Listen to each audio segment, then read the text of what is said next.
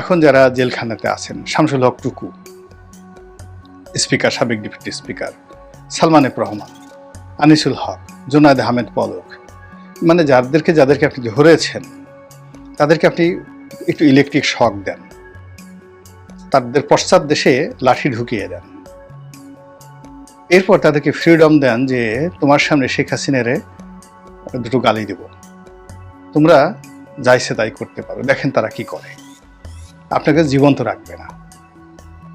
এই হলো রাজনীতির আবেগ এবং অনুভূতি।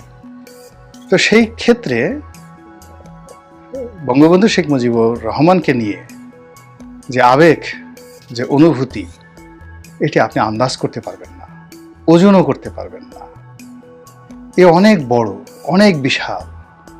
আপনার যারা সহকর্মী আছেন তারাও পারবেন না, কেননা তারা রাজনীতি করেননি। কেবলমাত্র যারা রাজনীতি করেন, এমনকি বিএনপির যারা লোকজন, তারাও দেখেন বঙ্গবন্ধুকে নিয়ে কোনো কথা বলেন না। কেন তারেক রহমান সাহেব সেই বঙ্গবন্ধুর মাজার জিয়ারত করতে গিয়েছিলেন বলেন তো আপনি?